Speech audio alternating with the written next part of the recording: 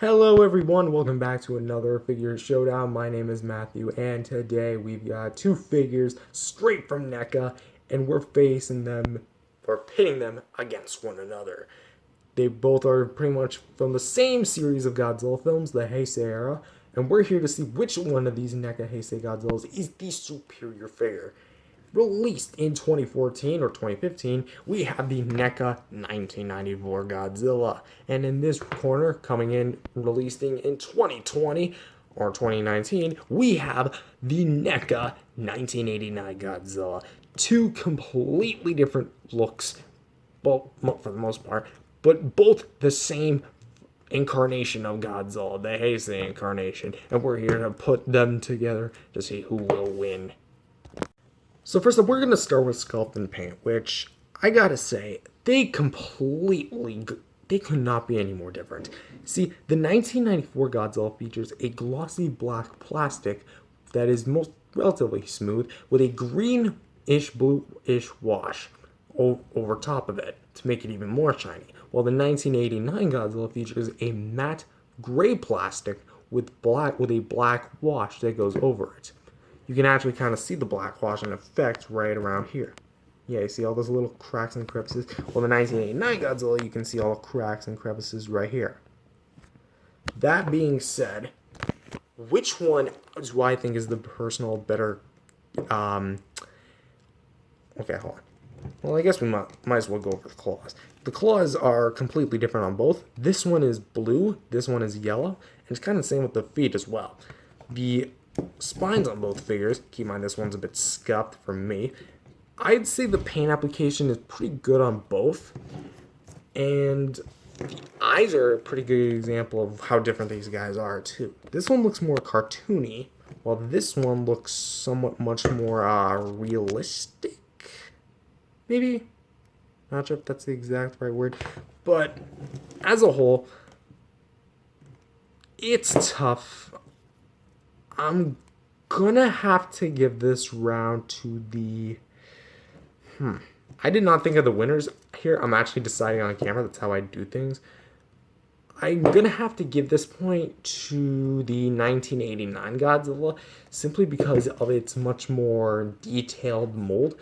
Like, 1994's features really good detail, but just his is much more defined and much more apparent. You can definitely see it in the chest alone. And I know that...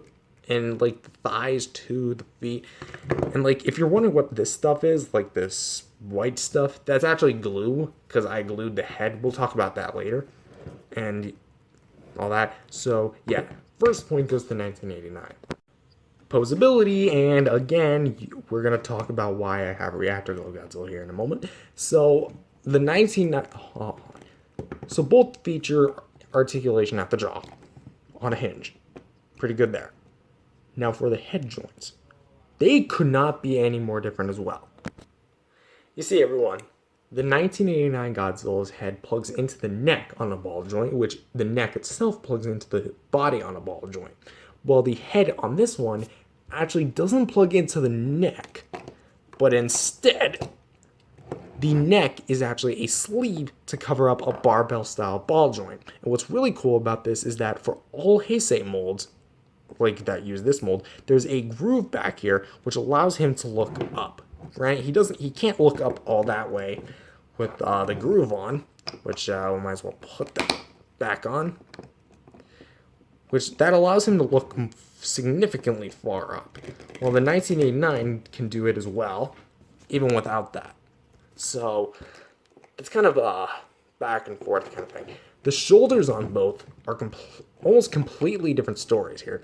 The 1994, or reactor glow, I guess in this case, features a ball joint here at the shoulder, which you can get some pretty good range out of it. And it also features a bicep swivel hinge joint ball joint combo, which can move pretty dang well. It also features a swivel hinge ball joint combo at the elbow, and a ball joint at the wrist, and hinged fingers, which you can clamp it in. The 1989, on the other hand, for its shoulder, has a swivel hinge, and you can actually see the hinge right there. That took me by the surprise, by the way. you can uh, you can bend the elbow right here. There's no articulation at the bicep, by the way. There's a swivel hinge combo right at the wrist instead of a signature ball joint, and you can clamp in the fingers. Both figures feature articulation at the waist. Might as well bring in both.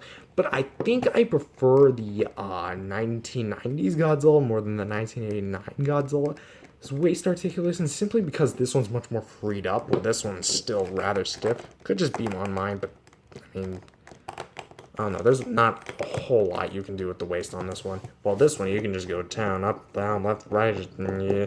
It's one of those body knockers. We're gonna quickly swap out the legs here because the legs are very stiff on the reactor glow, but I think it'd have a better chance with this one. The legs here on the 1994 can spread significantly wide, can close in relatively good, can rotate all the way around and then outside. Has a hinge at the knee. Yeah, has a hinge at the knee. Still rather tight, even after all these years. And has a rotation at the foot with a ball joint pivot. Here, it's kind of more or less the same thing. You can spread out to the side, go in. I'm not sure if you can do a full 360. Can you do a full 360? I'm confident you can, but I might have to rotate it in a different direction, but I don't want to break this thing. Very stiff knee joints and ball jointed foot. And now we come to arguably the biggest difference in articulation, the tails. The 1994 Godzilla, or the 1990s Godzilla, features 3 ball jointed segments right here, here, here, and right here. And then from this segment onward is a bendy wire. Now, that's a pretty good combination, right? The 1989 Godzilla takes that to a whole new level, or a whole new world. It features 1, 2, 3, this is where you plug it in, by the way, 4, 5, 6, 7, 8 segments with a bending wire from here to here. This significantly amps up the articulation much more so than any of the 1990s Godzillas. Because while you can get a pretty good curve like that, the bendy wire really is what makes it move.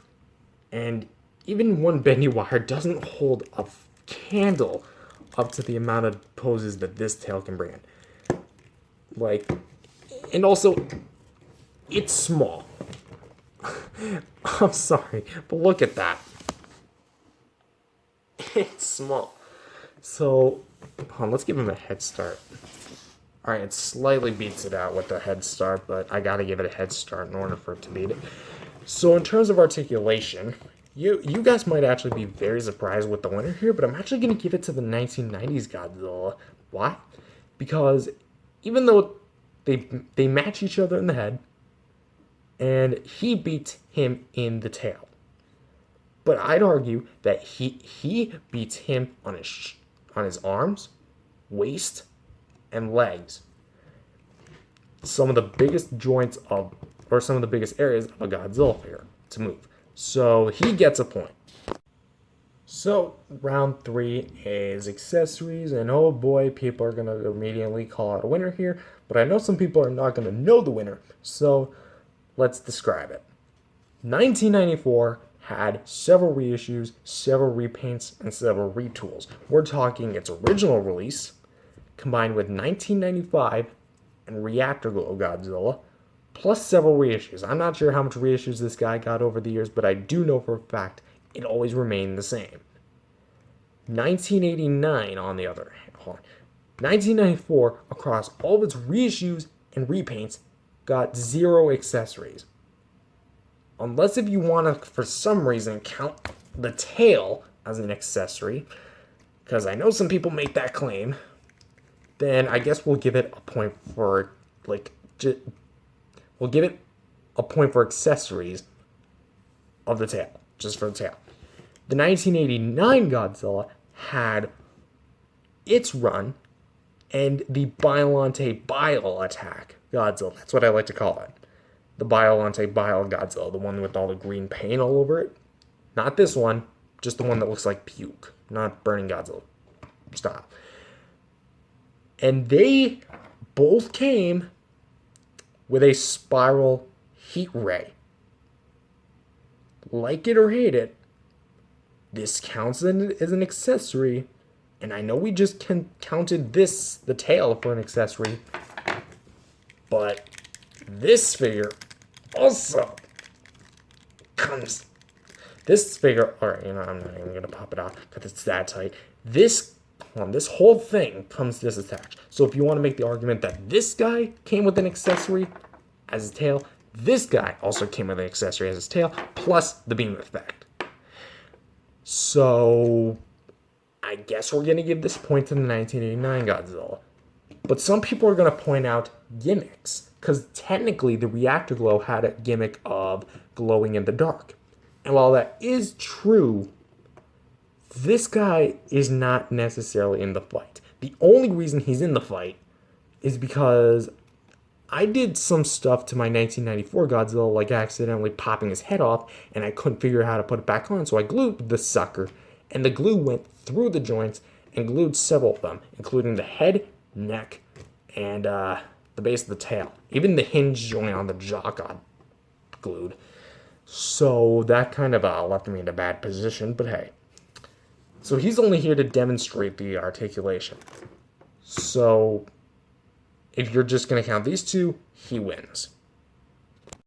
And the final verdict, across 3 rounds, we have a 2-1 win for the 1989 Godzilla. So in terms of this figure showdown, 1989 is the winner. But wait, I sense something. Could it be? That's right. You really think I forgot about this guy? Or more specifically, the 1984 Godzilla? Well, the reason why he's not in this, because some of you guys are going to ask, is because I don't own him. This is the closest thing I have. And it would be kind of unfair for me to pit a video game Godzilla against these two simply because they're from the same era of Godzilla media. Keep in mind, these are film characters. He's a video game incarnation. And just because he uses the 1984 sculpt with enhanced dorsal fins does not mean he can go toe-to-toe with these two. That being said, once I eventually do get the 1984 Godzilla, because let's be honest, that I really want it, what we'll do is I'll get him. We'll do a little bit of a rematch here with all 3 of the Heisei Godzillas. And I definitely know for a fact he ain't winning accessories, but he does have a chance at winning Articulation and Sculpting Paint. And or, for one of the two. So, with that being said, for now, he wins, but 1984 has a chance to prove himself that he's superior than the 1989. Will he win? Will he lose? It doesn't matter. I don't have him right now, but for now, he wins. He's the runner-up. That being said, thank you guys for watching this figure showdown, and I'll see you guys in the next video. Bye-bye.